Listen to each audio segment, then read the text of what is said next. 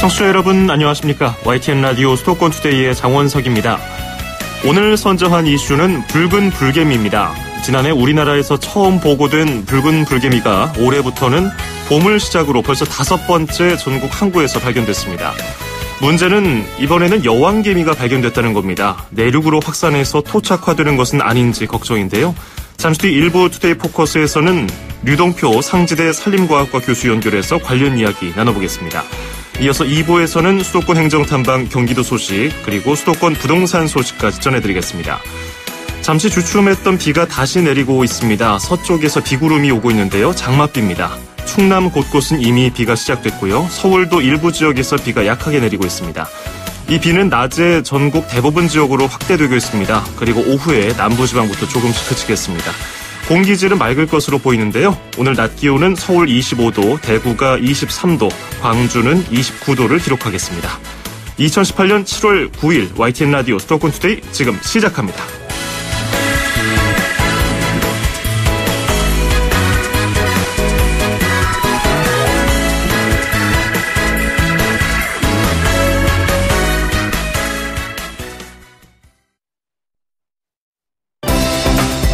수도권과 관련된 소식은 모두 여기 YTN 라디오 수도권 투데이.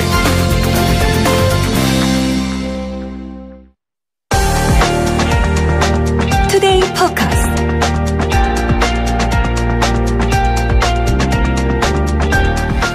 수도권에서 가까운 인천항에서 붉은 불개미의 여왕개미가 발견됐습니다. 지난해 9월 부산 간만부두, 지난달 평택항과 부산항 등에 이어서 6번째로 발견됐습니다. 번식력이 강하다고 알려져 있는데요. 검역당국이 비상에 걸렸습니다. 또 독성이 있어서 사람은 물론 가축에게도 피해를 주고 전기 설비 등을 망가뜨릴 수 있어서 확산을 막는 게 중요합니다. 검역당국은 일단 확산 가능성은 크지 않다고 얘기를 했는데요. 관련 소식 류동표 상지대 산림과학과 교수와 함께 이야기 나눠보겠습니다. 류 교수님 안녕하십니까?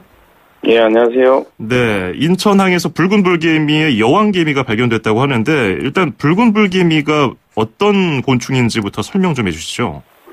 예, 붉은 불개미는 번식력이 강하고 먹이가 아주 다양해서요. 잡다하게 잡식성이라고 생각하면 되는 그런 개미입니다. 이게 붉은 불개미로 인한 인간이 받을 수 있는 피해 구체적으로 뭐가 있습니까? 가장 직접적인 피해는 직접 물리고 쏘인다고 봐야겠죠. 그래서 예. 붉은 불개미 독에 의해서 피해를 받을 수 있는 게 직접적인 피해고, 간접적인 피해는 아까 앵커 부분이 말씀하신 거니 전기나 이런 데서 합선에 의해서 화재에 일어나는 그 피해, 그리고 또 다른 이제 가축적인 피해가까지 포함해서 말을 할 수 있는 그런 피해들이 많이 있습니다. 그렇군요. 전선을 갉아 놓나 보죠? 갉아먹는 거는 약간 전기에 자극을 받아서 좀 전선을 뜯고 거기에 이제 개미산을 분비하면서 이제 합선이 일어나게 만드는 그런 역할을 하는 그런 개미입니다. 그렇군요. 그 독성은 한 어느 정도로 알려져 있나요? 개미가 그 일반 꼴벌이나 말벌에 비해서 작지만 그 독성은 그 1.2 정도라고 작게 표현은 돼 있지만 예. 실제로 쏘이면은 굉장히 짜릿합니다. 다른 벌이나 말벌에 비해서 예. 침이 좀 작기 때문에 그렇게 통증이 별로 없을 것 같이 보이지만 이 개미는 좀 짜릿짜릿합니다. 꼭 이게 파이어 엔트라는 의미가 불에 데인 것 같이 그런 느낌의 의미가 있어가지고요. 예. 쏠 때 짜릿짜릿합니다. 아하.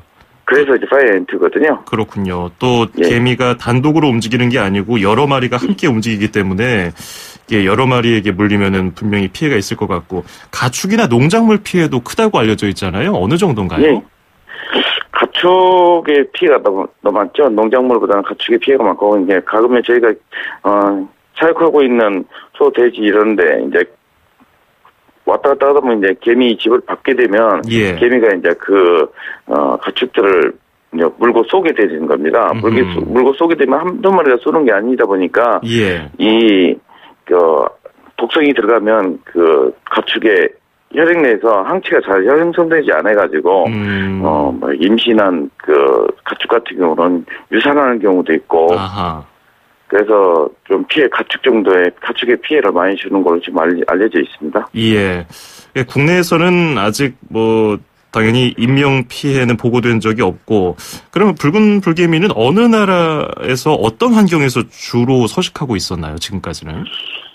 원래 원산지는 브라질, 페루, 아르헨티나를 거쳐서 넓게 분포하고 있는 아주 대표적인 남미 곤충입니다. 예. 얘네들이 이제 1933년도에 40년도에 이제 미국에 이제 화물선을 타고 이 미국에 이제 퍼지면서 아하. 이 해충들이 자기 지역이 아닌 다른 곳에 가면 천적이 없기 때문에 네. 더 왕성하게 더 잘 자라게 되거든요. 그러다 보니까 이 붉은 불개미 미국에 한 14개 주 한 1,000만 헥타르 정도 되는 그 지역에 굉장히 많은 그 개미 집을 짓고 살고 있는 해충 중에 하나입니다. 예. 그 붉은 불개, 예. 1년에 보통 미국 사람들이 한 1,000만 명 정도 쏘이고, 지금까지 피해 사례는 아까 말씀드린 이제 화재나 이런 게 많이 영향을 주고 있고, 예. 지금 죽은 사람은 솔직히 이제 그때 이제 1930년대부터 지금까지, 불개미에 의한, 면역력 또 화재 이런 거에서 지금까지 한 100여 명 정도 죽은 걸로 좀 알려져 있는 곤충 중에 하나입니다. 그렇군요. 아니 미국에서는 1년에 1,000만 명 정도 물린다고 말씀해 주셨는데, 그러면 그렇게 많은 사람들이 피해를 보면 혹시는 뭐 어떤 질병이라든지 이런 것을 옮기는 매개가 되지는 않나요? 이거는 질병보다는 그냥 개미 독에 의한 거기 때문에 예. 다른 질병 매개는 거의 없다고 생각하시면 되고요. 예, 개미 독에 의해서 다른 벌이나 이런 게 달리 이 불개미 독은 다른 벌의 독과는 또 달리 다른 성분이었기 때문에 잘 예. 항체가 형성되지 않습니다. 그렇군요. 예. 자, 붉은 불개미는 해충으로 분류가 되고 있는데, 말씀하신 것처럼 다른 지역으로 갔을 때 그 천적이 없어서 번식이 용이하다고 말씀하셨지만, 그래도 그 항만 바닥이 시멘트, 콘크리트, 아스팔트 등으로 이루어져 있는데 그 척박한 땅 아닙니까? 거기에 먹이도 딱히 없어 보이는데 어떻게 그렇게 잘 살아남을까요? 그 시멘트나 아스팔트 틈 사이에 예. 가끔씩 이제 풀이나 풀 같은 게 좀 자라고 있고요. 네네. 제가 가서 보니까 거기 이제 작업자들이 먹고 버린 음식물 쓰레기, 비스켓, 과자, 육포 이런 것들이 좀 많이 넓어져 있더라고요. 예. 그런 것들을 먹이 삼아서 지금 자라고 있었던 환경이라고 생각합니다. 근데 이번에는 특이한 것이, 그 전에는 붉은 불개미 1,000여 마리, 몇백 마리, 한두 마리 발견될 때도 다 일개미였는데, 이번에는 여왕개미가 발견됐단 말이죠. 이게 어떤 의미가 있다고 볼 수 있을까요? 원래 이제 이 불개미가 영개미가 없이 일개미가 나오는 건 아닌데요. 예. 전에는 이제 부산이나 평택이나 이런 데서는 지금 영개미를 못 잡았던 이유는 여러 곳에서 이제 영개미가 있을 만한 곳을 집중적으로 저희가 조사를 먼저 해버리다 보니까 예. 이 콘크리트를 타설하려면 막 때려야 하지 않습니까? 예. 때리다 보면 이 집을 공격하는 걸로 알고 일개미들이 영개미를 아주 깊은 곳에 숨겨버려요. 근데 숨겨버리는데 이 숨겨버리는 과정에 저희가 너무 시간이 빨리 되지 않기 때문에 못 잡았던 건데, 이번에는 인천항은 이 비가 온 지 며칠 안 된 후거든요. 예. 지난주 수요일까지 비가 좀 많이 왔었잖아요. 예. 비가 오다 보니까 그 후에 이제 습기가 많이 차면 여왕개미들은 좀 땅 위쪽으로 많이 올라와 있고, 그런 상황이었고, 또 여왕개미가 있을 만한 곳을 제일 나중에 다 다른 곳을 확인한 후에 제일 나중에 그 여왕개미 있어 보이는 곳을 확인하게 됐는데, 그때 여왕개미가 바로 있는 걸 확인하고 채집하게 된 겁니다. 예. 그러니까 그 전에 부산항, 인천 보세창고, 부산항 허치슨보도 이런 곳에서도 충분히 여왕개미가 있었을 것으로 짐작이 되는 부분이네요. 예. 여왕개미 없이 일개미가 나올 수 없는 거거든요. 예. 여왕개미가 다 알을 낳아서 일개미를 만들어내는 거니까요. 그래도 어디 화물에서 실려왔겠거니 이렇게 추측하는 분들도 있었습니다만은, 어쨌든 근데 이번에 공주개미하고 수개미가 발견되지 않았다는 거는 또 어떤 얘기인가요?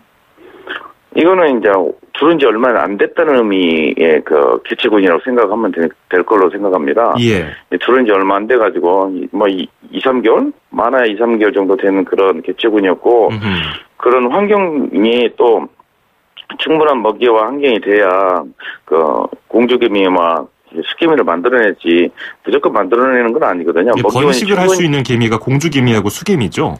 예, 그렇습니다. 예. 이런 번식할 수 있는 개미가 만들어낼 수 없는 상황이기 때문에 아직은 그렇게 만들지 않는 상황이라고 생각합니다. 그렇군요. 그래서 아직 뭐 심각한 단계는 아니다라고 방역당국에서 얘기를 하고 있는 건데 그럼에도 이제 내륙에서 오래전부터 이미 토착화가 진행된 게 뭐 항구로 나타난 거 아니냐 이런 의견도 있는데 어떻게 보시는지요?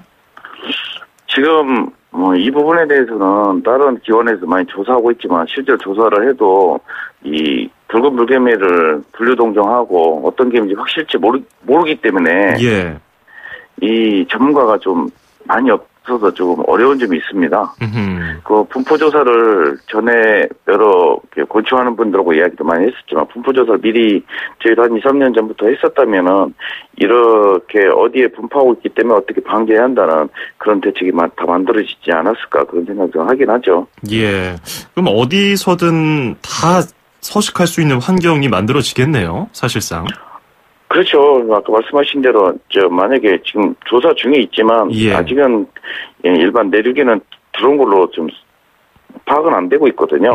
만약에 파악이 된다면은 그곳에 방지한다는 게 그렇게 쉽지 않거든요. 예. 그 컨테이너라는 그 시멘트, 콘크리트화가 돼 있는 그 지역에서는 협소하게 서식하고 있기 때문에 쉽게 박멸할 수 있거든요. 예. 지금 현재 상태에서는 이렇게 지금 항만에서만 발견되는 이유는 그 검역본부 직원들이나 이 불개미가 어떻게 생겼는지, 어떻게 활동하고 어떤 생김새로 생겼는지를 많이 교육받고 실전에서 많이 찾다 보니까 예. 그 기원 내에서 열심히 지금 찾아내야 한다는 그런 사명감이 좀 많이 있지 않습니까? 예. 그렇기 때문에 지금 자주 찾아내는 거지 그 교육을 받지 않는 상황이라면 더더욱 이렇게 찾아내지 못합니다. 예. 잘 알지도 못하는 그 작은 개미를 찾아낸다는 게 좀 쉬운 건 아니거든요. 이게 평상시에 우리가 발견하더라도 이게 붉은 불개미인지 모르고 넘어가는 경우가 많을 수 있다는 그럴 가능성도 얘기를 해주셨고 어쨌든 그렇죠. 지금 방역 작업을 열심히 하고 있는데 정확한 경로는 또 그것도 파악되지 않고 있고 그냥 어렴풋이 해외에서 유입됐을 것이다 이렇게 알려져 있고요. 한번 내륙으로 퍼지면은 토착화는 걷잡을 수 없을 것으로 보이는데 지금 방역 당국이 가장 신경 써야 될 부분은 뭐라고 보시는지요? 검역 전체 지금 제대로 다 현재 상태는 하고 있는데요. 많은 부분에 대해서 물동량이 많은데 전문 항세가 할 수 있는 활동, 조사할 수 있는, 검역할 수 있는 그 전문 인력이 그렇게 많지 않기 때문에 인력이 가장 부족한 것 중에 하나죠. 일이 너무 많거든요, 그분들이. 개미 하나만 조사 다니는 게 아니거든요. 그렇죠. 다른 업무도 많이 있는데 가장 어려운 게 그런 것들이죠. 작은 것들을 찾아낸다는 게 쉽지 않고 그 과정에서 그게 확실히 불개미인지 아닌지 감정해야 할 분들도 많이 필요하거든요. 그런 부분이 조금 미약하다고 생각하죠. 전문 방역 인력을 수급하는 것이 급선무다 말씀해 주셨고 그리고 지금 장마철이어서 비가 또 오는데 혹시나 비가 내리면서 그 물에 휩쓸려서 다른 지역으로 퍼질 가능성도 있습니까? 원래 이 개미의 특성은 그게 물을 따라서도 가뭄이 있어도 어디서든 잘 살고 물 따라서 이제 공같이 만들어서 불을 만들어서 이동도 잘 하는 그런 수성을 갖고 있는 개미예요. 이게 이제 홍수가 나면은 이제 덮게 덮어질 확률도 있긴 있지만 아직 우리나라에서는 그 다른 내륙에서 발견된 게 없기 때문에 만약에 이제 그런 전문 인력들이 많이 있어서 이 내륙에 있는지 없는지 분포 조사를 좀 더 세밀하게 하게 된다면은 분포 조사에 해가지고 없다면은 이제 저희가 더 많은 대책을 세울 수 있죠. 앞으로 들으면은 어떻게 대책을 세웠다는 그런 계획을 세울 수 있는 거죠, 그렇군요. 자, 일단은 지금 인천항 컨테이너 부두에서 발견된 개미들을 전부 박멸해야겠고요. 퍼져나가지 않도록. 전부 방문했습니다. 그럼요. 그렇군요. 퍼져나가지 않도록 더 발견되지 않았으면 좋겠네요. 오늘 말씀 잘 들었습니다. 고맙습니다. 네, 지금까지 류동표 상지대 산림과학과 교수였습니다.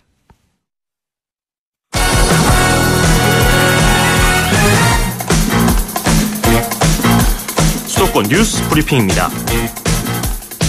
무더운 날씨에도 나들이 인파가 몰렸던 주말에 서울 수락산과 관악산에서 등산객 사고가 잇따랐습니다. 어제 오후 1시쯤에는 서울 노원구 수락산에서 이른바 탱크 바위를 오르던 64살 전모 씨가 쇠 기둥 안전 펜스가 무너지면서 급경사 아래로 4m가량 굴러떨어졌습니다. 이 사고로 전 씨가 왼쪽 종아리 근육을 다쳐서 119 특수구조단 헬기로 병원으로 옮겨졌습니다. 또 오후 4시 10분쯤에는 서울 관악산에서 70대 남성 등산객이 발을 헛디디면서 넘어져 머리를 다쳐서 역시 119 구조단에 의해 구조됐습니다. 소방당국은 여름철 산행은 위험한 시설물이 있는지 잘 살피고 적절한 수분 보충 등으로 안전사고에 유의해달라고 당부했습니다. 대중교통이 부족했던 경기 남양주 별내 지역에 광역 급행버스 M버스 노선이 신설됩니다. 국토교통부는 여객 자동차 운송사업 조정위원회를 열고 경기도 남양주 별내 지역과 서울 잠실역을 오가는 M버스 1개 노선을 신설했습니다. 남양주 별내지구에 대규모 주거단지가 조성돼서 광역교통 수요가 증가했지만 아직 대중교통 여건이 좋지 않은 점을 고려한 결정입니다. 신설된 노선의 사업자는 올해 하반기에 사업자 공모 절차를 거쳐서 민간위원으로 구성된 사업자 선정 평가단이 선정하며 내년 상반기에 운행을 시작합니다. 올 상반기 외국인 국내 직접 투자액이 전국 지방자치단체 가운데 인천광역시가 가장 많은 것으로 나타났습니다. 산업통상자원부 조사 결과 올 상반기 인천시의 외국인 직접 투자액은 41억 1천만 달러로 전국 지자체 가운데 1위를 차지했습니다. 서울시가 33억 달러로 2위를 기록했고 다음이 강원도, 경기도 순이었습니다. 산업부는 인천 지역에 대한 외국인 투자가 호조를 보인 것은 미국 GM의 증액 투자와 인천 경제자유구역의 투자 유치 실적 증가 때문인 것으로 보고 있습니다. 경기도는 지난 28일부터 이달 4일까지 분양아파트 불법 거래에 대한 집중 점검을 벌여서 232건의 위법 의심 사례를 적발했다고 밝혔습니다. 점검 대상은 최근 아파트 가격이 급등한 하남 미사, 안양 평촌, 남양주 다산지구의 분양아파트입니다. 불법 거래 의심 유형별로는 역시 위장 전입이 180건으로 가장 많았고 제3자 대리계약이 30건, 공인중개사 불법 중개가 8건, 자금 출처 불투명 7건 등의 순이었습니다. 경기도 특별사법경찰단은 불법거래 의심 사례에 대해서 관할 경찰서에 고발이나 수사 의뢰를 하고 공인중개사 불법 중개의 경우는 해당 시군에 통보해서 업무정지나 과태료 부과 등 행정처분을 할 계획입니다.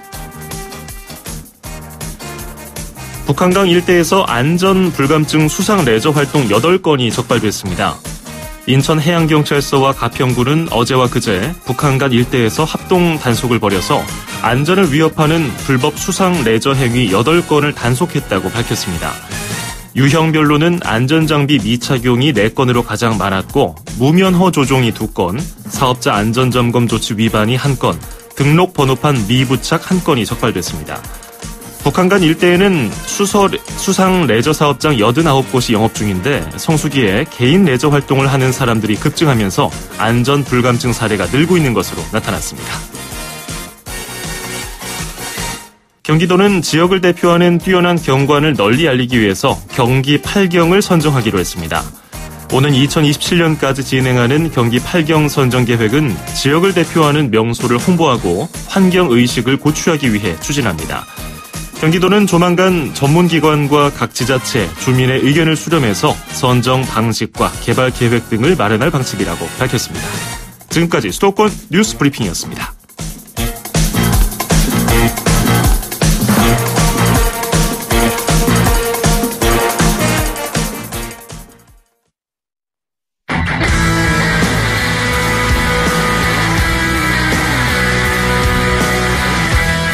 YTN 라디오 수도권 투데이 1부는 여기서 마무리하고요. 끝으로 FT 아일랜드의 라이프 띄워드리면서 잠시 쉬시고요. 잠시 2부에서 뵙죠.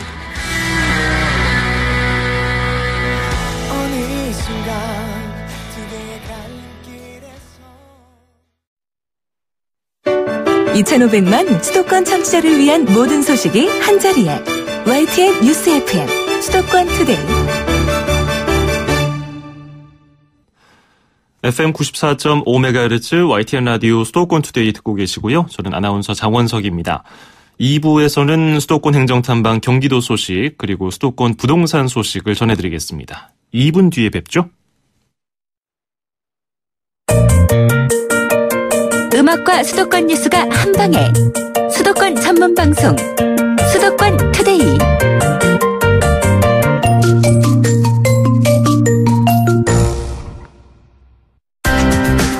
서울, 경기, 인천 찍고 수도권 정보의 핵심이 바로 여기에 수도권 행정탐방. 수도권 행정탐방, 오늘은 경기도로 떠나보겠습니다. 오늘은 체납자 압류 물품 공개 매각에 대해서 알아보려고 하는데요. 오태석 경기도 세원관리과장 연결하겠습니다. 오 과장님 안녕하십니까? 네, 안녕하세요. 오태석입니다. 네. 저희도 얼마 전에 이 소식을 짧게 단신으로 전해드린 바가 있는데, 지방세 체납자 압류 동산 공매 어떤 곳인지 청취자 여러분께 소개 부탁드리겠습니다. 네, 세금을 낼 능력이 충분한데도 세금을 납부하지 않고 있는 이른바 고액, 고질 체납자들을 대상으로 해서 가택수색을 실시했습니다. 네. 이를 통해서 압류한 명품 가방, 또 시계, 귀금속 등을 강제 매각해서 체납세금을 징수하는 경기도의 강력한 체납처분 활동의 하나입니다. 그렇군요. 이런 행사, 이런 공매는 해마다 있는 거죠? 네, 저희가 2015년에 시작해서 올해 4회째 하고 있습니다. 그렇군요. 이거 세금을 안 내는 사람들, 특히나 고액 세금을 내지 않는 사람들은 이게 왜 그런지 모르겠어요. 이게 왜냐면 성실하게 납부하는 분들에게는 일종의 상대적 박탈감을 주기도 하고요. 여러 가지 이유가 있을 것 같은데 왜 그런 걸로 지금 파악이 되고 있습니까? 여러 가지 이유가 있겠지만요. 가장 큰 이유는 이런 분들의 경우 납세가 국민의 의무라고 생각하지 않는 것 같습니다. 자신들이 이제 쓸 것은 다 쓰고 세금은 나중에 내도 된다는 아니란 생각을 가지고 있는 경우가 상당히 많습니다. 결국 이런 분들 때문에 성실한 납세자들이 많이 허탈해하고 불만도 가지고 계십니다. 네. 대부분 고액 체납자들을 보면은 아닌 분들도 계시겠지만 언론에 나오는 걸 보면은 당신들이 뭔데 이런 고난이 어디 있다고 우리 집에 와서 이런 식으로 처분은 이런 거를 다 가져가고 내라고 하라 말아야 이렇게 소리를 지르더라고요. 그래서 이런 분들은 진짜 왜 그럴까 생각했더니 역시나 이런 의무라고 생각을 안 하고 있는 것 같다는 생각이 들기도 하네요. 공매로 네, 나온 물품들은 어떻게 됩니까? 네, 이번 공매에서 총 505점을 매각할 예정입니다. 네. 세부적으로 좀 설명드리면 샤넬, 루이부통 등 명품 가방 110점, 또 롤렉스, 오메가 등 명품 시계 33점, 황금 열쇠 같은 귀금속 300여 점, 기타 골프채 등 물품이 65점입니다. 어떤가요? 올해 공매로 나온 물품들 지난해와 그리고 평소와 비교하면 많은 편인가요? 네, 지난해보다는 약간 적은데요. 네. 저희가 압류한 물품 중에는 좀 가짜로 판명돼서 좀 제외시키다 보니까 올해는 작년보다는 조금 적습니다. 그런 것들은 또 공매에 내놓을 수 없으니까요. 네, 그렇습니다. 네. 근데 지금 쭉 들어보면은 명품 가방, 명품 시계, 그냥 딱 듣기만 해도 굉장히 비싼 물품들인데 네. 이런 고가의 물품만 공매에 나오는 건가요? 그렇지는 않습니다.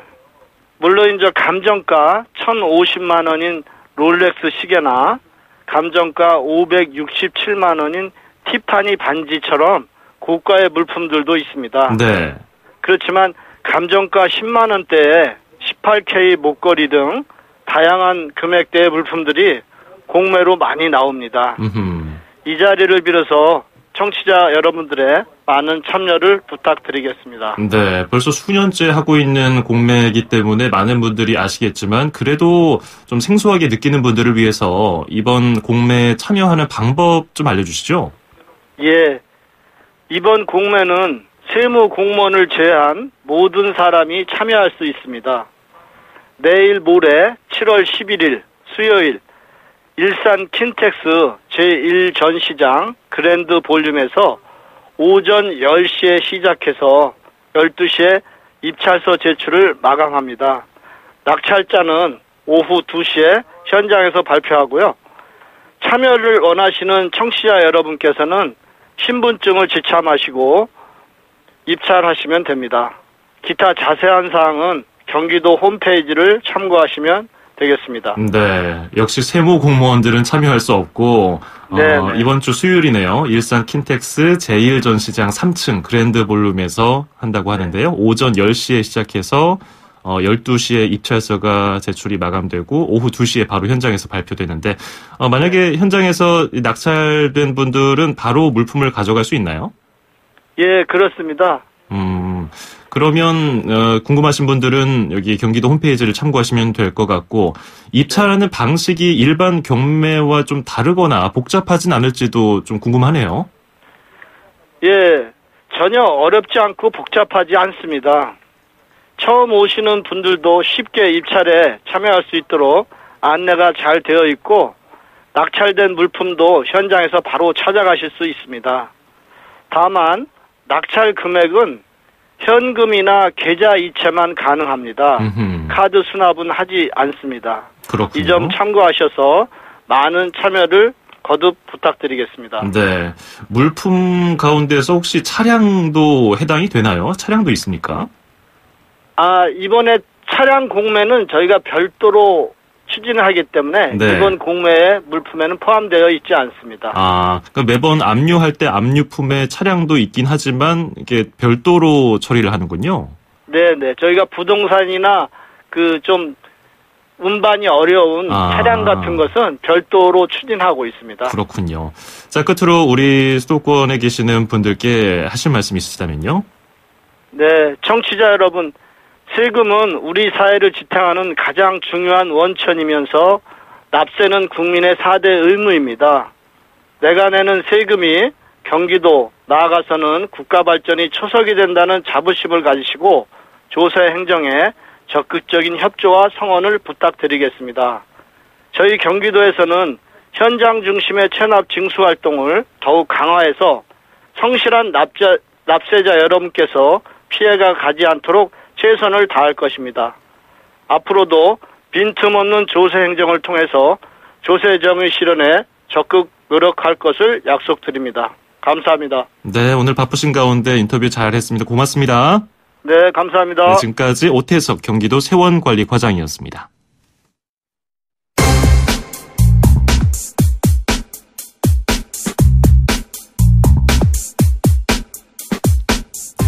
네, 매주 월요일마다 만나보는 시간이죠. 수도권 부동산 소식. 오늘도 함영진 직방 빅데이터 랩장과 함께하겠습니다. 안녕하세요. 예, 안녕하세요. 네, 지난주에 여러 가지 방안들이 나왔습니다. 정부로부터 나왔는데요. 신혼부부 청년 주거 지원 방안이 나왔는데 신혼부부 주거 지원은 총 88만 쌍, 청년 가구 주거 지원은 총 75만 쌍을 대상으로 주거 복지 정책을 펼치겠다는 건데 예상됐던 것보다 계획됐던 것보다 좀 늘어난 수치인데 구체적으로 어떤 내용이 있었습니까? 네, 일단 청년과 신혼부부의 주거 지원을 이제 10,000원과 저출산 문제에 엮어서 20, 30대의 과도한 주거비 부담을 경감시켜주겠다는 것이 정부의 정책 목표입니다. 네. 신혼부부 주거 지원은 말씀하신 대로 총 88만 쌍, 그리고 청년 주거 지원은 75만 쌍인데요. 저리대출 금융 지원도 있고요. 그리고 다양한 유형의 임대주택 우선 공급, 그리고 저렴한 분양주택을 통한 자가 이전 동료 같은 다채로운 지원 프로그램이 망라됐습니다. 일단 신혼부부는 공적임대주택 30만 호를 공급할 예정이고요. 신혼희망타운 10만 호 공급, 그리고 분양가 상한제 적용주택 10만 호 공급 방안 등이 담겼고요. 그리고 최저 1%대 저리의 전세인 및 주택구입자금 대출도 실시될 예정입니다. 청년계층 같은 경우는 최고 3.3% 금리라든지 소득공제 효과를 높인 청년 우대형 청약통장을 7월에 출시할 예정이고요. 네. 그리고 대학생 기숙사 7만 명 입주 계획이라든지 청년주택 29만 실 공급 정책 등도 이번에 담겼습니다. 그렇군요. 일부 추가된 지역을 보니까 많은 분들이 선호할 만한 지역도 눈에 보이고요. 역시 신혼부부 희망타운 공급 눈에 띄는데요. 알짜 택지 공급이 굉장히 다양해졌네요. 특히 이제 신혼부부 희망타운은 수서 역세권, 그리고 과천지식 정보타운, 위례신도시, 하남 가밀지구 같은 알짜 공공택지가 상당합니다. 네. 20, 30대의 청약 대기 수요는 점차 증가할 것으로 예상되는데요. 교통과 입지가 양호하고 또 분양가 만족도가 상당히 큰 편입니다. 대개 분양형으로 공급하지만 본인이 희망할 때 분양 전환 가능한 임대형 주택도 공급하기 때문에 주로 선택형으로 추진할 예정에 있다고 할 수 있겠고요. 그리고 신혼부부를 위해서 국공립 어린이집 같은 육아나 교육 맞춤형 시설도 설치할 예정입니다. 네. 금년 12월에 첫 분양을 하는데요. 선도 지역이 2개입니다. 이제 위례신도시에서 508세대, 그리고 평택 고덕신도시에서 873세대의 입주자를 신규로 모집할 예정에 있습니다. 그렇군요. 네, 말씀해주신 신혼희망타운 중에서 위례신도시 같은 경우는 분양가가 상대적으로 합리적이라는 평가를 받기 때문에 이른바 로또 청약지가 될 거다 이런 분석도 있더라고요. 분양가가 어느 정도나 되는 건가요? 위례선도지구는 저정면적 55제곱미터의 분양가가 4억 6천만 원입니다. 네. 그러면 이제 공급면적 25평형 추산시에 3.3제곱미터당 분양가가 한 1,800만 원대의 저렴한 가격에 공급될 수 있는데요. 수분양자 입장에서는 3.3제곱미터당 500만 원에서 1,000만 원 안팎의 시세 차익을 거둘 것으로 전망되는 만큼 아주 치열한 경쟁이 예고되고 있는 상황입니다. 네. 다만 이제 수도권 외곽이라든지 공급이 많은 과잉 지역 같은 경우는 과천, 위례, 하남, 성남 이렇게 인기 공공택지에 비해서 청약 선호가 다소 떨어지는 양극화가 발생될 수도 있는데요. 하지만 이제 이번에 나오는 신혼부부 희망타운의 대부분의 택지가 서울 반경 50km 이내이고 또 신혼희망타운 전용 모기지 금리가 굉장히 저렴합니다. 네. 1.3%대 고정금리를 적용받기 때문에 이런 매력 포인트를 감안할 때 대기 수요는 상당히 충분하다고 할 수 있겠습니다. 그렇군요. 그런데 이번에 신혼부부를 어느 정도 결혼 기간이 흐른 사람들까지 설정할 것이냐, 그리고 부부 합산 월 소득이 어느 정도로 설정할 것이냐, 이것에 대해서 의견들 그리고 전망이 분분했었는데 굉장히 까다롭게 설정이 됐다고요? 네, 그렇습니다. 이제 혼인 또는 출산 장려를 위해서 혼인 2년 이내나 또는 1년 이내 결혼을 하실 예비 신혼부부에게 30%를 우선 공급하는데요. 네. 가점제를 적용합니다. 그러니까 예를 들어서 가구 소득이라든지 해당 지역의 연속 거주 기간, 그리고 입주자 저축 납입 인정 횟수 같은 가점의 항목을 꼼꼼하게 살펴볼 예정에 있고요. 그리고 30% 외에 자녀 가구 70%도 가점제로 선정하는데요.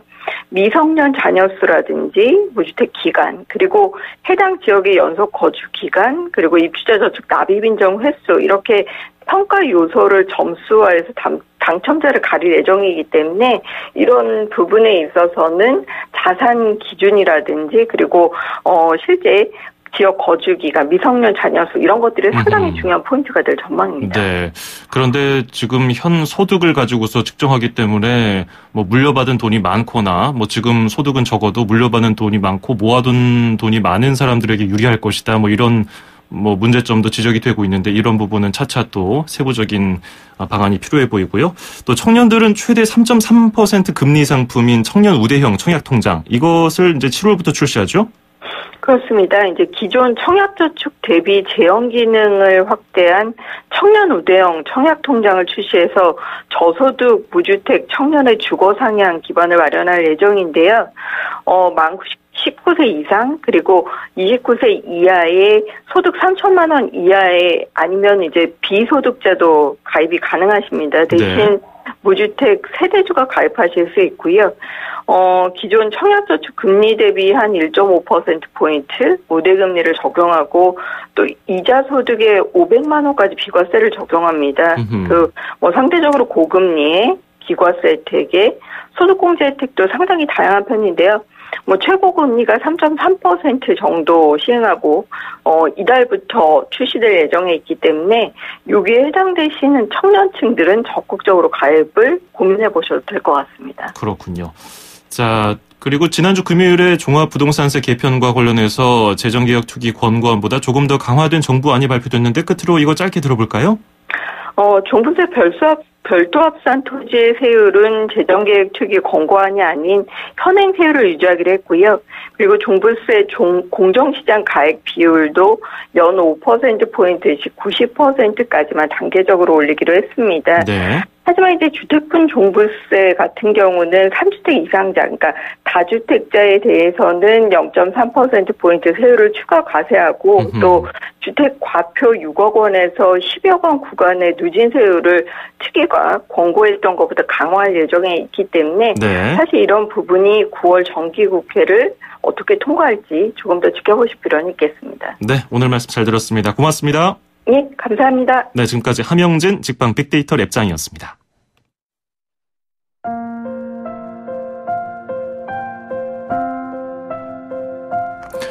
(7월 9일) YTN 라디오 수도권 투데이 준비한 소식 여기까지입니다. 끝으로 들으실 노래는 제시제이가 부르는 플래시라이트입니다. 저는 내일 아침 9시 10분에 뵙죠. 아나운서 장원석이었습니다. 고맙습니다. The things that I don't know when tomorrow comes,